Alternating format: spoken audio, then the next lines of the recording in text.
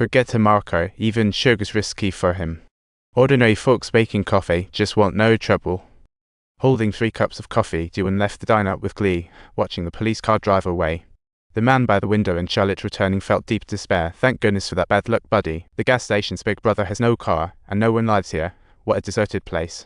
Just as he said that, the big brother waltzed in, apologizing to everyone, saying if the fuel truck didn't arrive in an hour, he would surely send another one over. After that, he plopped down at the bar, asking Charlotte for some food, and during that time, he quickly noticed the snap phone line. When Charlotte returned, he immediately asked why the phone line was cut. She casually brushed it off with an excuse, but the big guy wasn't born yesterday. Looking closely, the cut was obviously man-made. At that moment, a young couple was driving towards them, and the guy couldn't even scrape up $20 from his pocket. He fantasized about pulling off a heist like the ones in the news.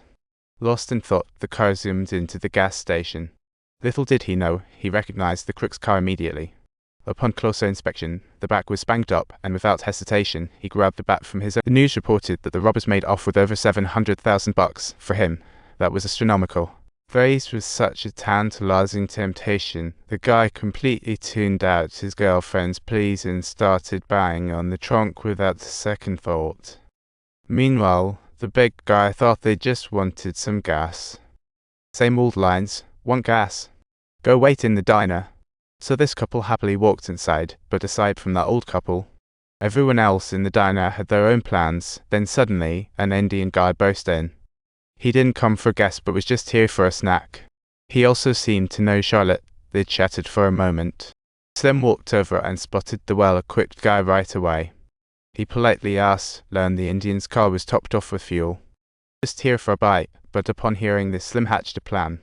The fuel truck wasn't coming, so time to hightail it out of here.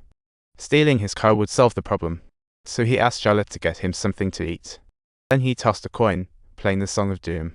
As the tune played, Slim casually sauntered back to his spot. He couldn't let this chance slip away. If he delayed any longer, who knows what could show up next. Meanwhile, the guy by the window had his knife ready. The new guy noticed the cut phone line, but what they didn't know was the seemingly harmless old couple was anything but. Charlotte, preparing dessert, had a knife hidden on her, and after emerging from the kitchen, carefully placed the dessert in front of the Indian, then slowly approached the robbers, giving the guy by the window a knowing glance. This scene played out like every one of their wild imaginations. As for how it turns out, we'll simply have to leave everything up to fate. Just at the moment when you believe you've done something foolish. Well, take this little girl, you can have my dollar. Let her go first. I'm currently calling you. Look why I'm staring at you, old couple. Shoot her.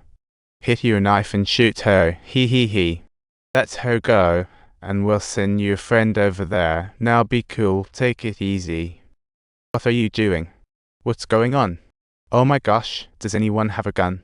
This is kind of awkward. Miles wanted his share of the loot, so he aimed at the Indian guy. The old man merely wanted to seem friendly, while the robbers just wanted to make a clean getaway. No one trusted anyone, and nobody wanted to be the first to back down. Buckle up, dear, time for full-on chaos. With a flurry of shooting, forward down, Slim caught a bullet to the neck, and the crazed robber forced the guy's girlfriend to show up. I see you hiding over there, you little rascal. Just stand still, I'm not moving. The big guy instantly sent the man straight to the afterlife with a single shot.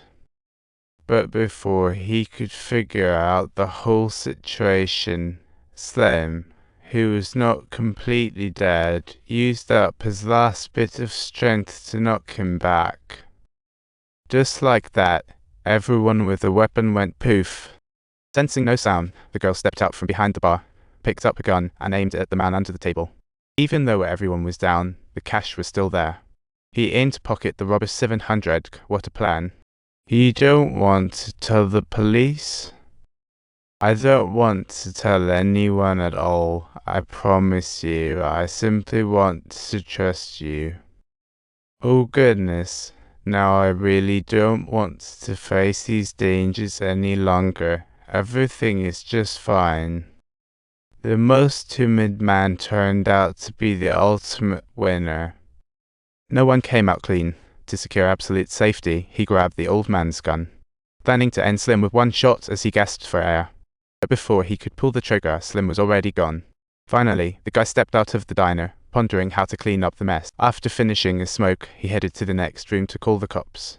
But realizing he was involved in the shootout might land him in hot water. With everyone gone and 700 left unattended, why not just take the money and run? Desire one other reason. So he hurried back to the room to take the robber's car keys, and when he opened the trunk, it was completely packed with cash. Put the cash in his trunk, went to the big guy's place for 2 gas cans. He dared not drive others' cars. So he siphoned some gas and once full, slipped it into his ride. Meanwhile, Charlie finished his tasks and realized he couldn't get a hold of his wife. He decided to have Joe check it out for him. At this point, the man had wrapped everything up, placing the keys back next to Slim. Just then, another car pulled up for gas. The man quickly ducked out of sight, hiding in a corner to see how this couple would react. The man witnessed a floor covered with corpses and was so terrified that he almost peed his pants. Under such circumstances, no one would readily believe him, prompting the couple named Fufu to hastily exit the restaurant, leaving him no choice but to slowly pull out his gun. He didn't want to kill anyone, he merely wanted to threaten them, making sure they promised they never saw him.